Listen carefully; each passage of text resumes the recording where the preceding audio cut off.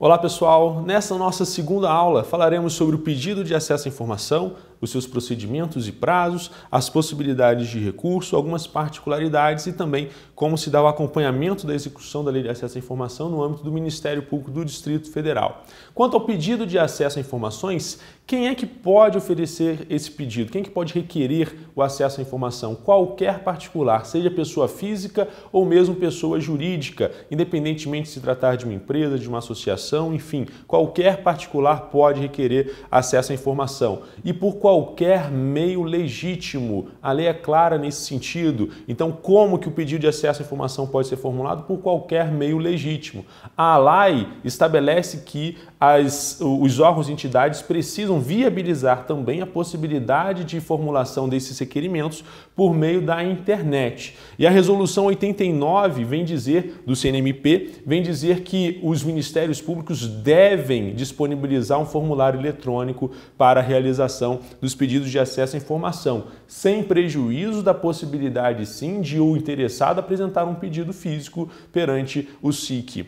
Quais são os requisitos desse pedido? Em primeiro lugar, tem que haver a identificação do requerente. Agora, essa identificação, segundo a lei, não pode conter exigências que acabem inviabilizando o requerimento de informações. Então, pode ser pedido ali o nome completo, o RG, CPF, endereço, e-mail para envio da documentação solicitada, caso seja a hipótese em questão. E, além disso, o pedido precisa trazer a especificação da informação requerida. Pedidos genéricos não devem ser prestados. Há, inclusive, previsão na Resolução CNMP 89, no artigo 16 e no artigo 7º da Portaria Normativa do MPDFT 243, nesse sentido. O pedido genérico é aquele que não delimita de forma clara qual é a informação que está sendo buscada. A informação precisa ser devidamente especificada para também viabilizar o atendimento de uma forma célere e mais efetiva possível e mais precisa possível também a solicitação do particular.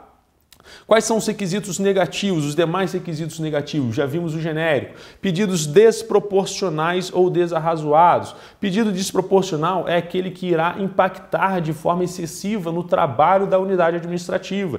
Então, se houver um pedido de acesso à informação que irá exigir um trabalho de todos os servidores daquela unidade ou de metade dos servidores daquela unidade, ou enfim, que gere realmente uma demanda desproporcional de serviço para atender a uma única solicitação, esse pedido pode sim ser recusado, informando-se ao interessado o porquê da recusa. Claro, sempre de acordo com a Lei de Acesso à Informação, a decisão de negativa de acesso precisa ser devidamente fundamentada. Ou pedidos desarrazoados, que são pedidos que realmente não tenham pertinência de ter sido apresentado em relação àquela unidade. A doutrina vem citar como exemplo o pedido de acesso a plantas de unidades prisionais. Isso é desarrazoado. Além disso, a Portaria Normativa 243 e a resolução do CNMP dizem também que pode ser negado o acesso à informação quando esse pedido de acesso exigir um trabalho adicional de análise, interpretação ou consolidação de dados e informações, ou mesmo serviço de produção e tratamento de dados que não seja de competência do órgão ou da entidade. Mas aí, nessa hipótese, caso seja realizado um pedido que incida aqui nessa hipótese específica, o parágrafo 1º do artigo 16 da Resolução 89 do CNMP diz que o particular, sempre que possível, obviamente, deverá ser informado do local onde ele poderá acessar as informações e ele mesmo, ou particular, realizar o trabalho de análise, interpretação ou consolidação de dados, ok? É claro, isso daqui tem a ver também com o pedido desproporcional. Se for um mero trabalho rápido de análise, um mero trabalho rápido de consolidação de dados e informações, o órgão deve sim prestá-los. Agora, se realmente demandar um trabalho adicional expressivo, aí sim é que o particular poderá ter o seu pedido de acesso à informação negado, mas de forma alternativa, sempre que possível, deverá ser indicado o local, a forma como esse particular poderá acessar as informações brutas e realizar por conta dele mesmo, por conta própria, o serviço de análise, interpretação ou consolidação e tratamento de dados. Também podem ser negados os pedidos que contemplarem períodos cuja informação haja sido descartada nos termos de norma própria. Há uma tabela de temporalidade para fins de armazenamento de documentos da administração pública. Se um documento já preencheu aquele requisito para ser descartado, aquela informação será perdida e o particular não terá direito de acesso a essa informação que já foi legalmente descartada. Referirem-se a informações protegidas por sigilo. E na nossa próxima aula vamos ver quais são esses sigilos que possibilitam também a negativa de acesso. A própria Lei de Acesso à Informação traz as hipóteses de classificação da informação, como o grau reservado, o grau secreto e o grau ultrasecreto. E além disso, a Lei de Acesso à Informação também excepciona outros sigilos legais. Isso veremos com mais detalhe na nossa terceira aula. O que o Estado não pode fazer? Em primeiro lugar, é vedado ao Estado colocar ali um requisito de identificação que inviabilize o próprio pedido de acesso à informação. Então, os dados exigidos pela administração pública sobre a identificação do requerente precisam ser dados razoáveis para não inviabilizar o pedido de acesso. E, além disso, o Estado não pode exigir, demandar um motivo pelo qual aquela solicitação está sendo realizada. Ou seja, o particular tem direito de acessar qualquer informação pública de interesse coletivo ou geral, independentemente de motivação. Temos alguma exceção? Temos. O artigo 21 da Lei de Acesso à Informação nos diz que não poderá ser negado o acesso à informação necessária à tutela de um direito ou garantia individual.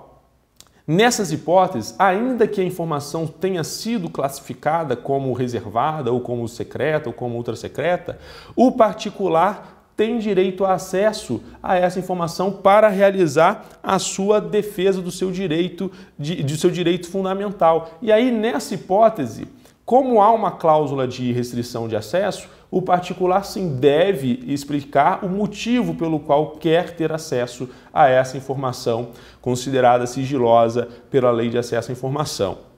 Então, apenas nesse caso é que a motivação pode sim ser exigida e valorada pela administração para decidir acerca da concessão de acesso ou não. Agora, se a informação for pública, não estiver classificada, nesse caso não poderá ser exigido motivação e se o particular especificar o motivo pelo qual ele está solicitando, esse motivo não pode ser valorado para fins de negativa de acesso, ainda que seja um motivo desarrazoado, um motivo pouco importa. Quanto ao prazo para o oferecimento da informação, a regra geral para a informação disponível é conceder o acesso imediato à informação solicitada. Então, se já tem um documento de fácil acesso, o cidadão, assim que veicular o seu pedido de acesso à informação, deverá ter esse pedido prontamente atendido. Agora, se não for possível conceder o acesso imediato, a Lei de Acesso à Informação assegura um prazo de 20 dias, que pode ser prorrogado por mais 10 dias. Agora, para que haja essa prorrogação por mais 10 dias, o particular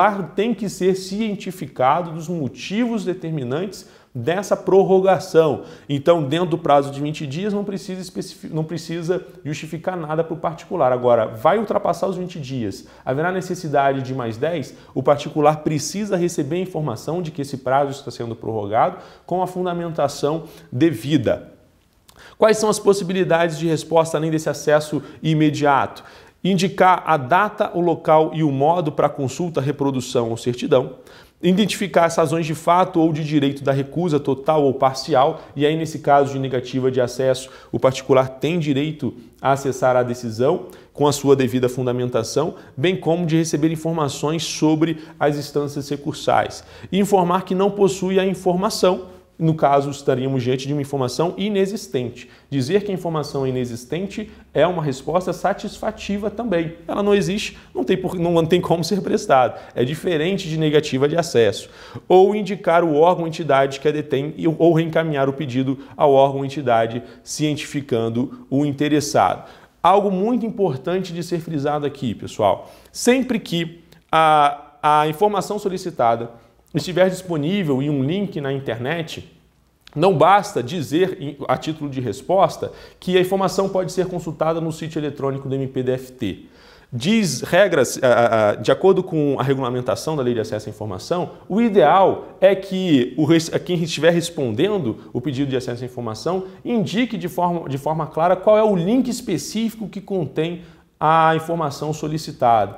Porque realmente, se o particular já entrou com um pedido de acesso à informação, pressupõe-se que ele pesquisou antes na própria página institucional ou mesmo pelo Google acerca daquela informação e não conseguiu encontrar. Então não adianta nada a resposta seca de que entre no site e procure. Então, sempre que houver esse tipo de solicitação, o ideal é já indicar o link específico em que está a informação que o particular deseja.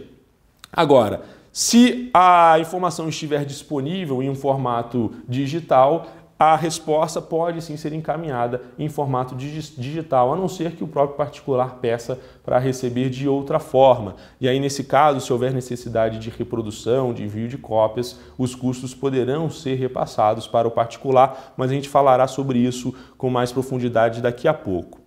Agora, no âmbito do Ministério Público do Distrito Federal, nós temos um prazo um pouco diferente desse prazo de 20 dias aqui. A Portaria Normativa 243 de 2012 estabelece o seguinte: o SIC vai receber o pedido. Se ele tiver acesso àquela informação solicitada, já concede o acesso imediato ao particular. Se não tiver a informação solicitada, o SIC encaminha ao órgão, à unidade competente, e aí o órgão, a unidade, terá o prazo de 15 dias e não de 20 para prestar a informação solicitada ou para oferecer alguma outra das respostas possíveis que nós vimos aqui no slide anterior. Não sendo possível prestar informação nesse prazo de 15 dias, tem sim a possibilidade de prorrogação por mais 10, apresentando-se a devida justificativa para o interessado na solicitação. E além disso, prestem atenção a esse prazo aqui, isso é muito importante. Tem prazo de apenas 24 horas para informar ao SIC que não é o competente para prestar a informação ou para informar o SIC que as informações devem ser complementadas por outro órgão ou unidade.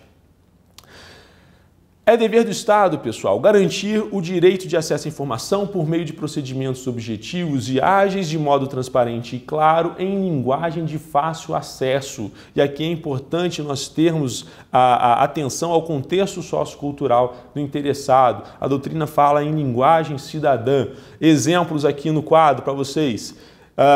Exemplo de resposta que não deve ser prestada. Este SIC comunica a Vossa Senhoria que sua pretensão não será recepcionada por conter inegável inovação em sede recursal. Para o atendimento deste novo pleito, faz-se imprescindível novel interposição por meio do sistema eletrônico apropriado. Talvez você que já esteja acostumado com linguajar jurídico compreenda de forma clara essa informação, mas isso daqui não é exemplo de linguagem cidadã. Como que é a linguagem cidadã? Prezado cidadão, seu recurso não poderá ser atendido por conter questões não tratadas no pedido inicial. É a tal da inovação recursal. Sugerimos que faça nova solicitação no sistema eletrônico do Serviço de Informações ao Cidadão por meio do seguinte link, e já dá o link para o cidadão formular a sua nova solicitação.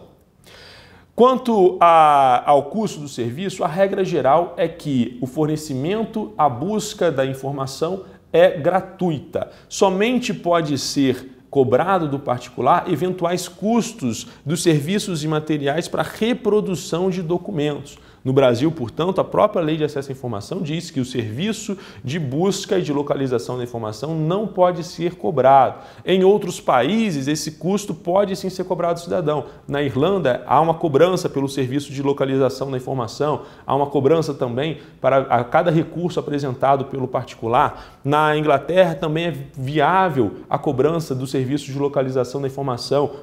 Inclusive, esse valor é expressivo, é 25 libras por hora dedicado à tarefa de localização da informação solicitada, mas no Brasil não. Serviço de busca não pode ser cobrado. O que pode ser cobrado é o custo do serviço ou material para reprodução de documentos. E ainda temos uma exceção. Se o particular alegar que não tem dinheiro para arcar com esses custos de reprodução, sem prejuízo do sustento próprio ou da sua família, ele receberá os documentos reproduzidos de forma gratuita.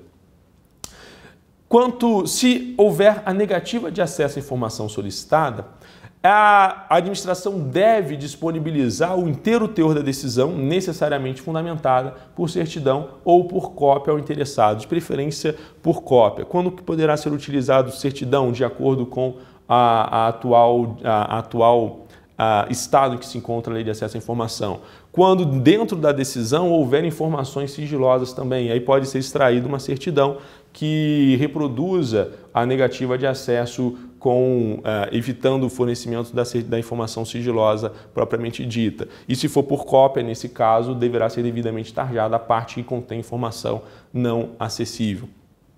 Além disso, deve ser informado também sobre a possibilidade de recurso, com indicação do prazo e das condições para sua interposição, bem como da autoridade competente para sua apreciação. E esse prazo recursal é de 10 dias e o recurso deve ser dirigido à autoridade hierarquicamente superior. Veremos quem são no próximo slide no âmbito do Ministério Público do Distrito Federal. Por que eu mencionei que, via de regra, deve ser prestigiado o fornecimento de cópia? Devido à necessidade de a informação, na medida do possível, ser sempre prestada de forma primária, ou seja, os documentos devem ser fornecidos sempre que possível no seu original, ainda que haja necessidade, na cópia do original, digamos assim, ainda que haja necessidade de tarjas. Deve-se evitar o máximo possível a certidão, que é uma mera informação indireta acerca daquela informação ou daquela decisão que foi proferida.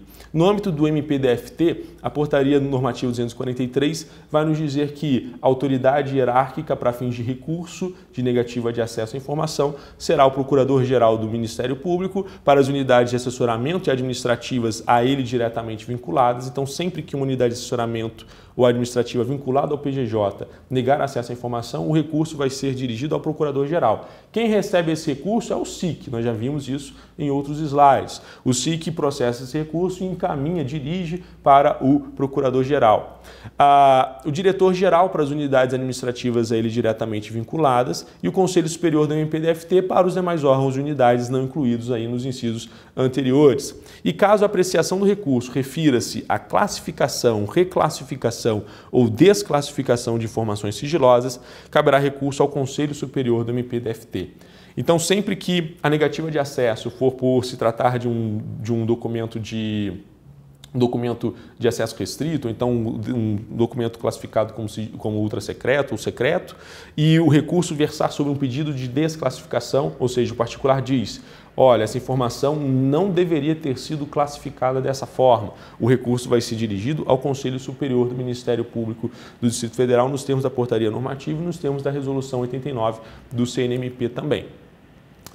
Além disso, há uma obrigatoriedade prevista tanto na lei quanto na Resolução 89 do CNMP de os órgãos prestarem informações mensais à ouvidoria do CNMP acerca de todas as decisões que em grau de recurso tiverem negado acesso a informações.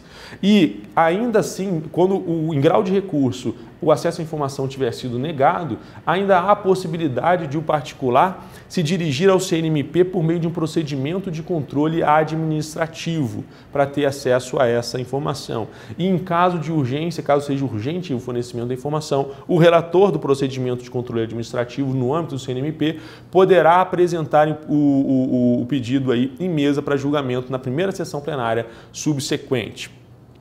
Só para vocês terem uma ideia, no âmbito do Poder Executivo, nós temos 4 instâncias recursais. Tem a autoridade que negou o acesso, aí há um recurso para a autoridade hierarquicamente superior, depois há um recurso para o dirigente máximo do órgão da entidade, depois a possibilidade de recurso para a Controladoria Geral da União, que atualmente é Ministério, e além disso, da decisão da CGU, do Ministério de Transparência e do Controle, há ainda a possibilidade de um recurso para a Comissão Mista de Reavaliação de Informações. Essa comissão mista, pessoal, abrindo um parênteses aqui, inclusive elabora enunciados acerca do acesso à informação. Embora seja enunciados do âmbito do Poder Executivo e, portanto, não tenham nada a ver com o Ministério Público do Distrito Federal, nada impede que os demais poderes se valham também de alguns enunciados formulares dessa Comissão Mista de Reavaliação de Informações de forma a uniformizar o entendimento entre os poderes da República e o próprio Ministério Público. E aí, valendo-se de uma das súmulas da Comissão Mista de Reavaliação de Informações, a súmula 2 de 2015, nós temos aí a informação de que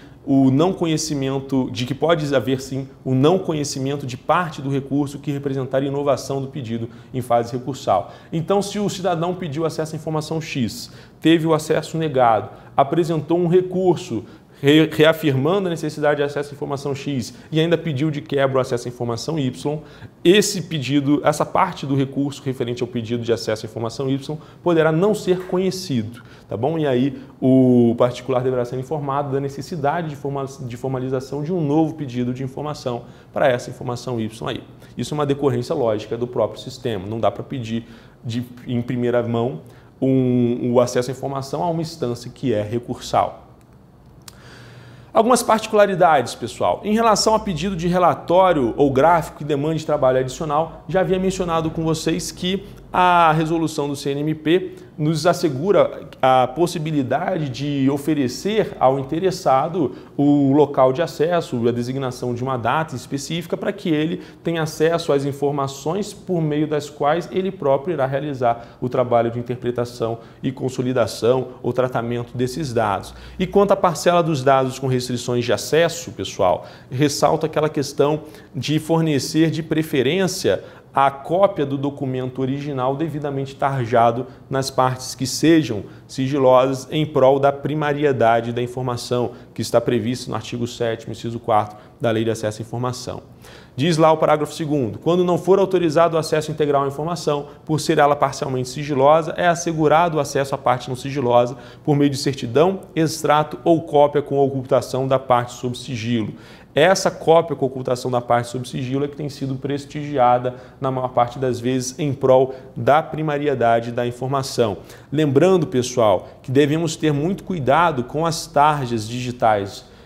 Hoje em dia, nós temos diversos documentos já disponibilizados em PDF e temos também alguns programas que possibilitam a tarja digital. É um recurso de arquivo mesmo, do próprio programa, que você tarja de preto uma parte do documento.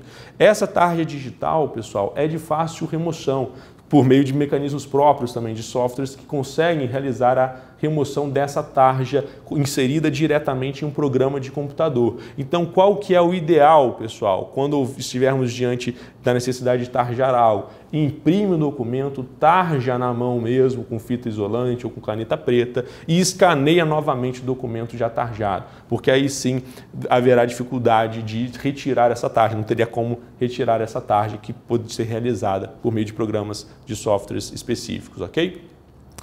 Quanto à execução da lei, ao acompanhamento da execução da lei, a lei determina que o dirigente máximo de cada órgão ou entidade vai especificar quem ficará responsável por esse acompanhamento e tem que ser aí uma autoridade que lhe seja diretamente subordinada. No âmbito do Ministério Público do Distrito Federal, o artigo 6º da Portaria Normativa 243 de 2012 diz que a autoridade incumbida aqui vai ser o diretor-geral, que é o atual secretário-geral. E aqui, o diretor-geral vai ser responsável por essas atividades aqui, assegurar o cumprimento das normas relativas ao acesso à informação de forma eficiente e adequada, monitorar a implementação da lei, apresentar relatórios periódicos, recomendar as medidas indispensáveis à implementação e ao aperfeiçoamento das normas e procedimentos e orientar as respectivas unidades. Agora, nós temos uma observação.